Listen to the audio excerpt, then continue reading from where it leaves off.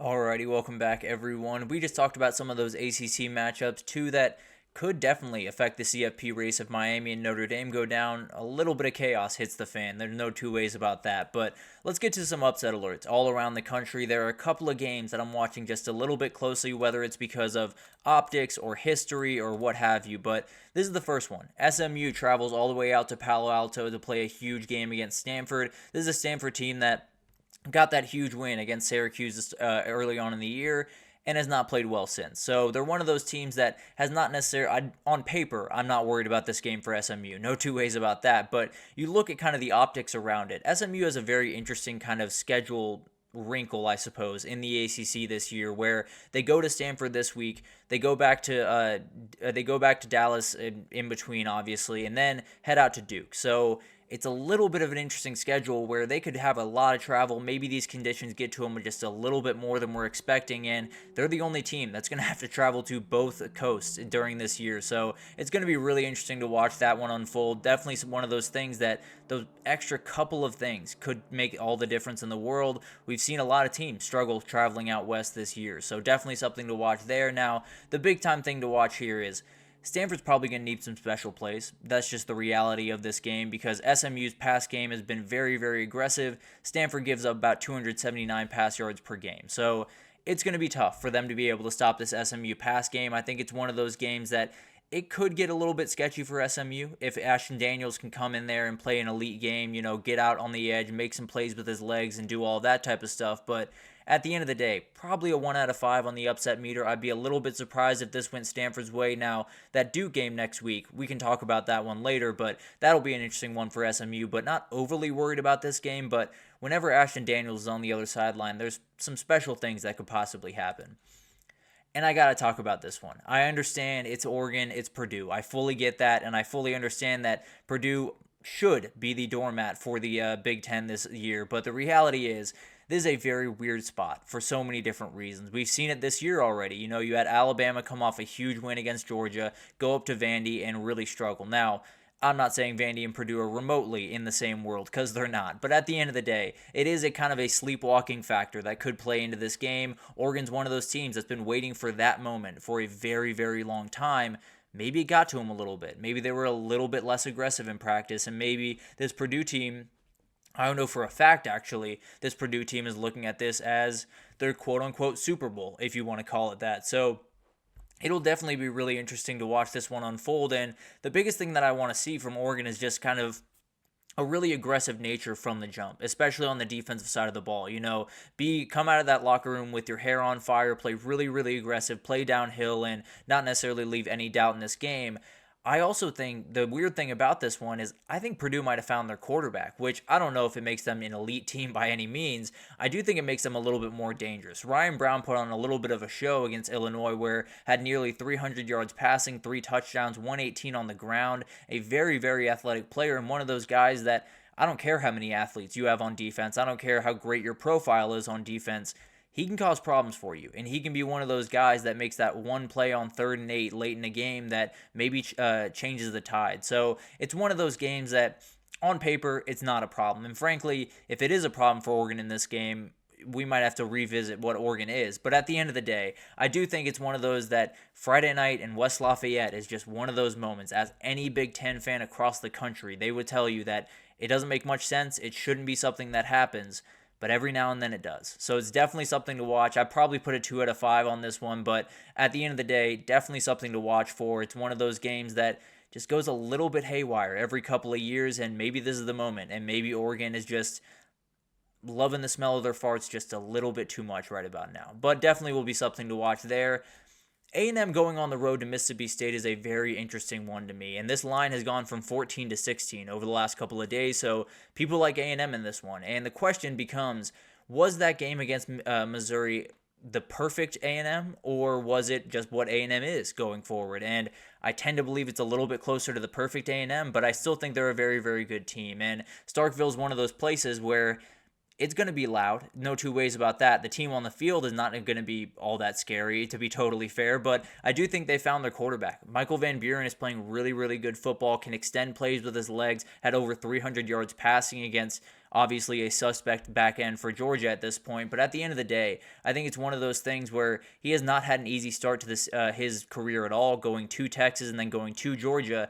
This is somehow going to be the easiest matchup that he's had all year, just because he's at home playing a team that is a little bit lower ranked than those. But at the end of the day, he's still got to deal with that defensive line for A&M, and that is going to be an outright nightmare to deal with. But for me, the biggest thing for A&M is just keeping focus. There was a really, really good game against Missouri, and it gave you ability to do any number of things this year. So definitely you want to build off that momentum. That being said, you got LSU next week, a huge LSU game that if you win that one, you're very much looking at the SEC title as a real possibility. So it's one of those things that you could have a little bit of a look-ahead spot. You could have a quarterback that's a little bit more dangerous than A&M might be giving him credit for, and maybe they have the ability to get this one done in Starkville. But at the end of the day, it's one of those college football spots. It's one of those spots that doesn't make a lot of sense.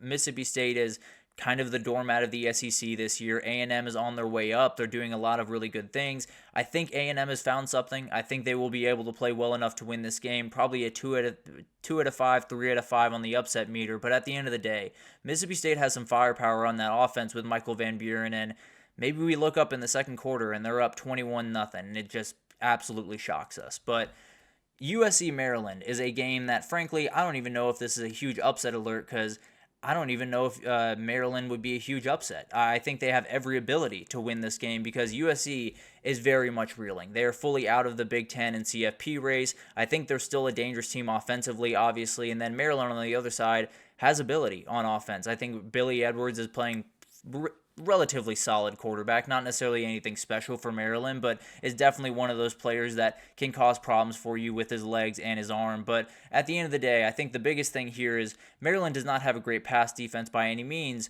but they are pretty good at keeping guys out of the end zone. And when you play USC, if you can let them down into that red zone, if they can't get in and have to settle for 3, you're going to have a pretty good success rate. And honestly, this USC defense is just gutted at this point. Anthony Lucas is probably out for quite some time. It sounds like Eric Gentry is actually going to opt out and go into the portal at the end of the season, so a huge loss there. A number of other, obviously losing Bear Alexander a couple of weeks ago, hurt as well. So they're losing guys left and right, and to start with, they weren't necessarily the most talented group in the world. So I think Maryland has every ability to win this game. I'd probably put this as a 4 out of 5, maybe even a 5 out of 5 on the upset scale, because it's such a dangerous game. USC traveling all the way across the country after a very, very tough loss to Penn State. We'll learn a lot about USC in this game. We'll learn about their toughness. We'll learn about their leadership, and it could be that it's just not quite where it needs to be right now for this game. But definitely one to watch. This would probably be the one that I would pick most readily out of this group. And then you got Baylor, Texas Tech, a very, very interesting one for Texas Tech because they're at the top of the Big 12 right now. As crazy as that sounds, the Red Raiders are playing really, really good football. Taj Brooks is an absolute monster at running back. He's playing the best running back in the Big 12 right about now, doing incredible things. They are facing a Baylor team that is kind of reeling. They've had a really, really tough stretch where they lost 2 games to Colorado and then to BYU that they were very much in and then just got railroaded by Iowa State. So definitely going to be a very interesting game, and it's one of those that maybe you can flush a little bit of the worries from the early season, just beating that in-state rival, being able to get that one on your resume. But at the end of the day, Baylor is not necessarily great at stopping the pass. They give up 196 yards per game. They need to be a lot better in this game, and maybe they can muck it up a little bit, stop that pass game a little bit, and let Taj Brooks be the focal point. Now, that being said, I don't know if that's necessarily a winning strategy.